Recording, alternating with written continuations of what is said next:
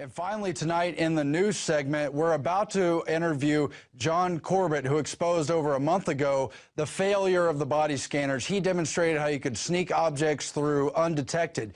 That has only been more confirmed as he's now talked with a witness, an employee, a whistleblower from the TSA, who he calls Jennifer here. We won't use her real name. He has it. We don't. In the article by Paul Joseph Watson, TSA Whistleblower, body scanners routinely fail. And it's her discussing how routinely, when they test machines in real-life cases, people are able to get through with undetected objects, some of them metallic, some of them objects similar to or likened unto a wallet. You can see that all on his video. We'll show you just a clip of it here where when she complained to TSA, they began to procedure against her and tried to run her out of the job, even though she demonstrated that there's insufficient training, especially for the body scanner uses. You wrote to Congress about the problems that you saw in the TSA. I did. What happened? I sent my letter on January 1st, and I came back from sick leave about a week later, and I was immediately removed from screening duties. Okay, so you sent a letter to a congressman or to several, saying, hey, there's a problem with the TSA, and the TSA's response was retaliatory, would you say? Yes. Was that the end of your screening duties? Have you been back to screening since? No. This is why the TSA sucks, because good employees who point out when the public is being put at risk aren't listened to, they aren't promoted, they're fired. The TSA spouts off on their blog about the professionalism of their employees, just as when they're caught on video molesting children at airports, they defend their employees' fondlings as by the book. That book being the Screening Checkpoint Standard Operating Procedures, or SOP. The SOP is the TSA's secret guide as to how TSA employees are supposed to do screenings at airports. The only problem is TSA employees never actually read that book. Supposedly there is a standard operating procedures manual on every checkpoint. I've never seen it. So you wouldn't know where to go to No. find this book? No. I know, you can't make this stuff up. And so with more on the TSA body scanner issue, we turn now to Jon Corbett, who has done a lot of investigating on this and has the brand new interview you just saw clips from. Thanks for joining us, Jon. Thanks for having me. So briefly recap your own experience with testing out and investigating the body scanners, and then let's get into what this new interview shows. Sure. Last month I tested the body scanners by essentially taking objects through the scanners in a position on my body in which the scanners wouldn't be able to see them. And it actually works out to simply being right on your side, either left or right side. As long as it's on the extreme side and it's metal, it's not going to be visible. So I tested it with both kinds of body scanners the TSA is using now, both the millimeter wave and the X-rays, and was allowed to proceed both times with these undetected objects. It's just totally insane, but they make everyone go through them, even though they're known to be ineffective. But now, of course, as we just saw the clips, you've confirmed this with a TSA employee. Let's get into that story. Correct. So since I posted that video, and even before then, actually, since my lawsuit got filed a year and a half ago, I've had TSA screeners occasionally contact me, telling me stories from things such as screeners rip up comment cards when people leave angry notes, to stories of theft, to the body scanners and the pat downs, and I was lucky enough to have one of them willing to go on camera with me for an interview regarding the efficacy of the scanners. And she, of course, admitted that they really kind of ignore known problems. They don't have adequate staff. And then you told me behind the scenes they like to avoid body scanner duty because they know it's ineffective, they know it's dangerous, and they know the public doesn't like it. Correct. They told me they even go so far as to fail training exams that the TSA gives them in order to avoid being able to be put in those lines, even though the TSA seems to put people in the lines that aren't certified anyway. That's just absolutely bizarre. And specifically, she said they've done tests, where it's a TSA-controlled test, and they're bringing guns, knives, powder meant to resemble explosives, and all that is routinely missed, although it's probably also sometimes found. But the key word is sometimes. Correct. And you can imagine being a TSA screener brought in for a training on this device and, taking a bag of explosive on your one side and a gun on the other side, walking through this machine, and the machine says, okay, clear.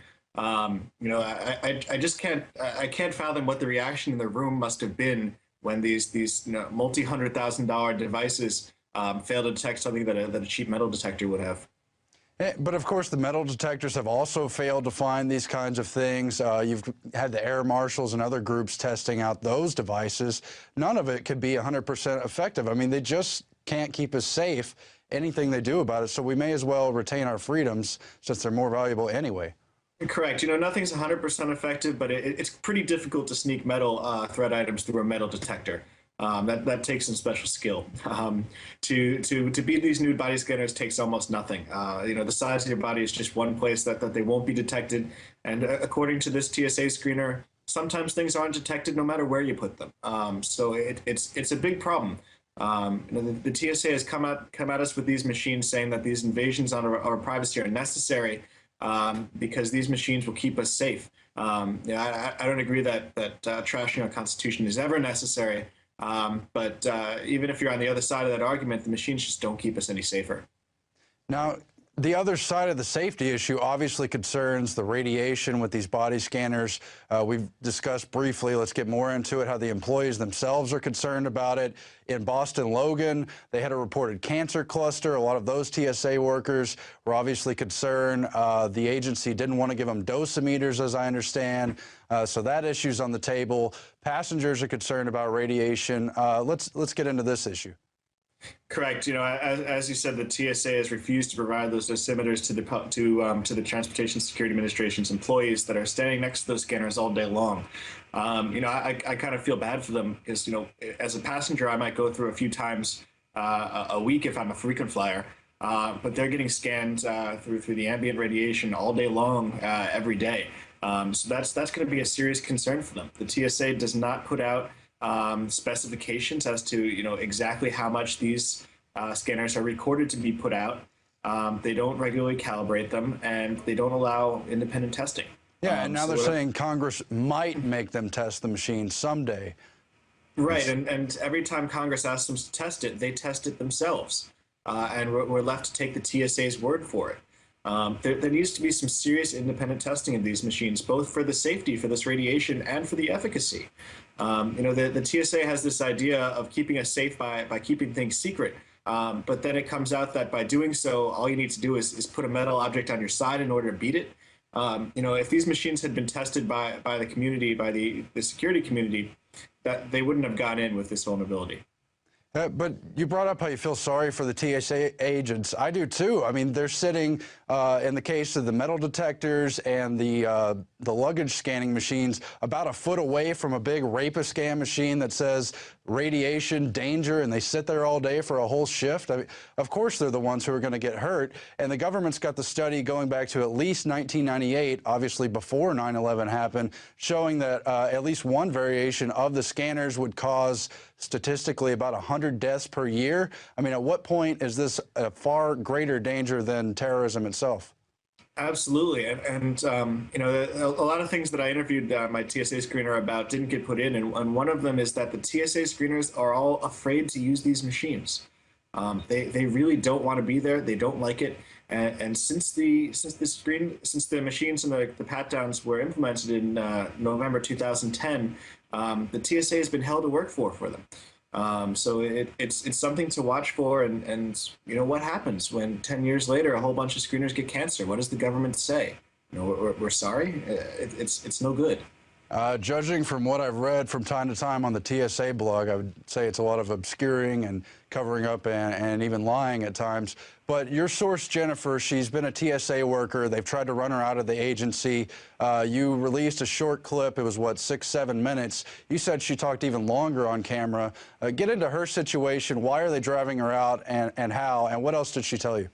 Sure. She's been driven out of the TSA essentially for writing to Congress about the problems that she found. Everything from being forced to use the scanners without being properly trained and certified for them, being forced to pat down people's head when it's clear that there's nothing there. I've heard travelers report being bald and still having screeners touch their head as part of the pat down process. You know, management just generally not listening to anything that you know, comes to it.